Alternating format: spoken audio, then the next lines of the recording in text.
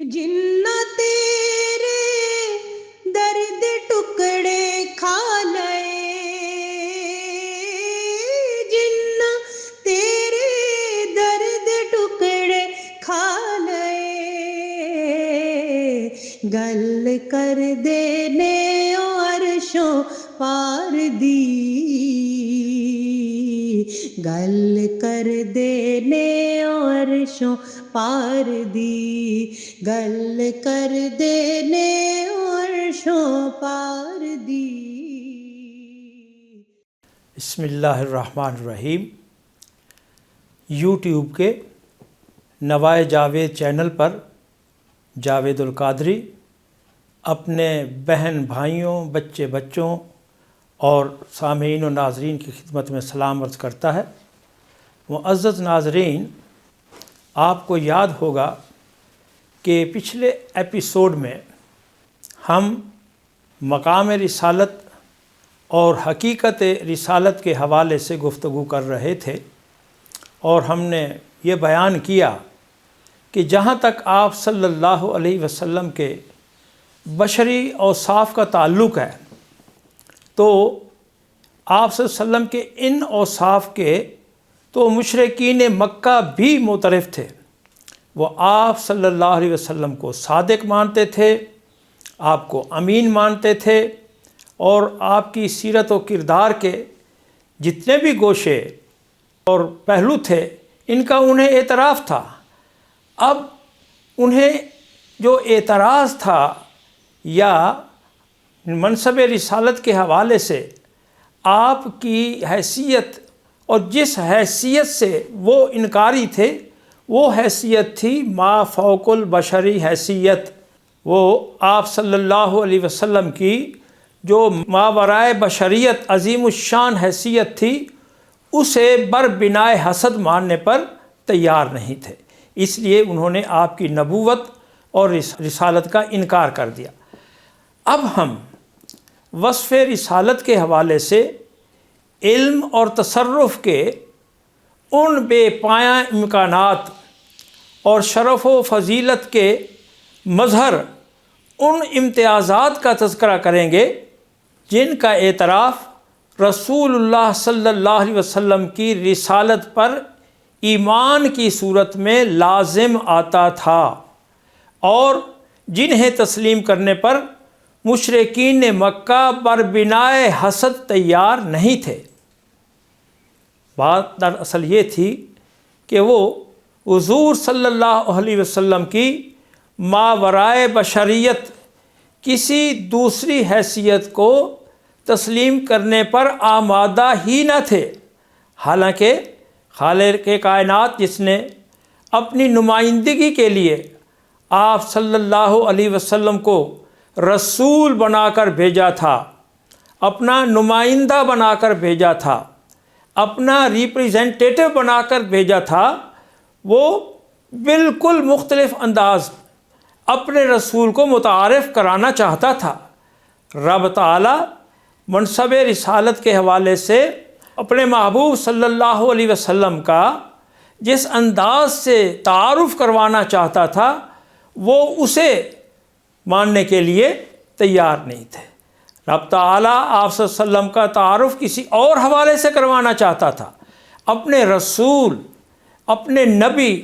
اپنے نمائندہ ہونے کی حیثیت سے کرانا چاہتا تھا، اور یہ نقطہ نظر بالکل مختلف تھا اس نقطہ نظر سے جس سے مشرکین مکہ آپ کو دیکھتے تھے۔ بات دراصل یہ تھی کہ مشرکین مکہ حضور صلی اللہ علیہ وسلم کی ماورائے بشریت کسی دوسری حیثیت کو تسلیم کرنے پر آمادہ ہی نہ تھے، حالانکہ خالق کائنات جس نے اپنی نمائندگی کے لیے آپ کو اپنا رسول بنا کر بھیجا تھا، وہ بالکل مختلف انداز میں اپنے رسول کو متعارف کرانا اور منصب رسالت کی تفہیم کے حوالے سے اپنے بندوں کو بالکل مختلف زاویہ نظر دینا چاہتا تھا۔ چنانچہ مشرکین مکہ کے سامنے جب حضور صلی اللہ علیہ وسلم نے دعوی رسالت رکھا تو اس کا مطلب یہ تھا کہ اے لوگو، اب تک جو تم مجھے عالم انسانیت کے ایک ممتاز اور منفرد شخص کی حیثیت سے دیکھتے اور میری عزت کرتے چلے آئے ہو، اب اپنا زاویہ نظر ذرا بدل لو، اب اپنے زاویہ نظر میں ذرا وسعت پیدا کر لو، بغض و عناد اور حسد کے پردے ہٹا لو اور عالم بالا کے ساتھ میرے تعلق کو بھی تسلیم کر لو۔ اس بات کا بھی اقرار کر لو کہ میں عالم بشریت ہی کا ایک منفرد اور ممتاز فرد نہیں، بلکہ عالم بالا کا نمائندہ و سفیر اور ذات و صفات خداوندی کا مظہر و آئینہ دار بھی ہوں۔ میں تمہارے درمیان رہتے ہوئے بھی حقیقتاً تمہارے جیسا نہیں، بلکہ حق تعالیٰ کی شان ربوبیت کا شاہکار اور اس کے علم و قدرت کا ذریعہ اظہار بھی ہوں۔ اب بمنشاء الہی میری اس حیثیت کے اظہار کا وقت آ گیا ہے۔ آج کے بعد تم فقط میرے ظاہر پر ہی نظر نہ رکھنا، بلکہ اس ظاہری پیکر میں مستور میری حقیقت کو سمجھنے کی بھی کوشش کرنا۔ میری بشریت پر ہی اصرار نہ کرتے رہ جانا، بلکہ میرے بشری پیکر میں پنہاں نورانی اور ربانی جلووں کو بھی پہچاننے کی کوشش کرنا۔ فقط اس بات پر ہی نہ اڑے رہنا کہ میں تم لوگوں میں اور کہاں آیا ہوں، بلکہ اس حقیقت کو بھی سمجھنے کی کوشش کرنا کہ میں کہاں سے اور کس کی طرف سے آیا ہوں۔ میری ذات و صفات کی حقیقت تک رسائی کے لیے عقل نادان پر ہی بھروسہ نہ کر بیٹھنا، بلکہ مجھے بھیجنے والی ہستی کی بات اور اس کے کہے کو اتھارٹی تسلیم کرنا۔ مجھے فقط زور بصارت ہی سے دیکھنے کی کوشش نہ کرنا، بلکہ بربنائے بصیرت و فراست بھی مجھے پہچاننے کی کوشش کرنا۔ میرے محمد بن عبداللہ سے محمد الرسول اللہ تک کا جو سفر ہے، اس سفر کی حقیقت کو بھی سمجھنے کی کوشش کرنا۔ دیکھنا، کل تک تم مجھے صادق کہتے تھے، اور بے شک میں صادق تھا، اور آج بھی میں صادق ہوں،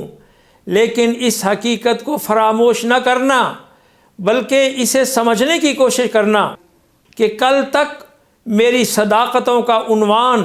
فقط مخلوق کے معاملات تھے۔ تم اور تمہارے جیسے دیگر انسان اور تمہارے معاملات میری صداقتوں کا عنوان تھے، لیکن سنو کہ آج سے خالق کائنات نے بھی مجھے ابدی اور کائناتی صداقتوں کا پیغام بر ڈکلیئر کر دیا ہے۔ یہی نہیں بلکہ میری ذات کو اپنی وحدانیت تک کی صداقت کی دلیل بنا کر مجھے بھیجا ہے۔ میں کل بھی امین تھا اور بے شک آج بھی امین ہوں۔ کل تک میں صرف مخلوق کی طرف سے تفویض کی گئی امانتوں کا امین تھا، لیکن آج سے خالق کائنات نے بھی دنیا و عقبہ اور عالم امر و عالم خلق کے سارے خزانوں کی امانتیں میرے سپرد کر دی ہیں۔ کل تک میں تمہارے ایک دوسرے کے ساتھ معاملات چکاتا تھا اور حقداروں کو ان کے حقوق دلاتا تھا، جیسا کہ حلف الفضول میں شرکت اور حجر اسود کی تنصیب کا مسئلہ، لیکن آج سے مخلوق کو خالق کی پہچان کرانے، مخلوق کو خالق سے ملانے اور خالق و مخلوق کے مابین معاملات چکانے کی آفاقی ذمہ داری بھی میرے کندھوں پر ڈال دی گئی ہے۔ کل تک تم نے مجھے ریگزار عرب میں بکریوں کی گلہ بانی کرتے دیکھا، لیکن آج سے خالق کائنات نے خیر الامم کی گلہ بانی کے لیے بھی مجھے چن لیا ہے اور میری ذمہ داریوں کا دائرہ پوری عالم انسانیت تک بڑھا دیا گیا ہے۔ کل تک میں مکہ کے گلی کوچوں میں مظلوموں کی داد رسی کرتا نظر آتا تھا، آج سے مجھے رحمت للعالمین کا تاج پہنا کر دونوں جہانوں کے دکھ بانٹنے کی ذمہ داری بھی سونپ دی گئی ہے۔ وما ارسلناک الا رحمت للعالمین، بے شک مجھے رب تعالی نے پورے عالمین کے لیے رحمت بنا کر بھیجا ہے۔ اب پورے عالمین کو میری رحمت کا فیض ملے گا، میری محبت کا فیض ملے گا اور میری رحیمی کا فیض ملے گا۔ اور کل تک تم نے سماجی معاملات میں مجھے متحرک اور سرگرم عمل دیکھا، اب میری انگلیوں کے اشارے سے سورج کو پلٹتا اور چاند کو دو ٹکڑے ہوتا بھی دیکھو گے۔ کل تک تم نے مجھے مکے کی گلیوں میں چلتے پھرتے دیکھا، اب عالم لامکان تک کی مسافتیں میرے قدموں میں ڈال دی گئی ہیں۔ سبحان الذی اسریٰ بعبدہ لیلا من المسجد الحرام الی المسجد الاقصی۔ سبحان اللہ، کل تک میں امی تھا، لیکن آج سے تم میرے لبوں سے علم و حکمت کے چشمے پھوٹتے اور کائنات ارض و سما کے سربستہ رازوں کو بھی واہ ہوتے ہوئے دیکھو گے۔ وَعَلَّمَكُم مَّا لَمْ تَكُونُوا تَعْلَمُونَ۔ بحیثیت رسول سرور عالم صلی اللہ علیہ وسلم کی شخصیت طیبہ کا یہی وہ گوشہ تھا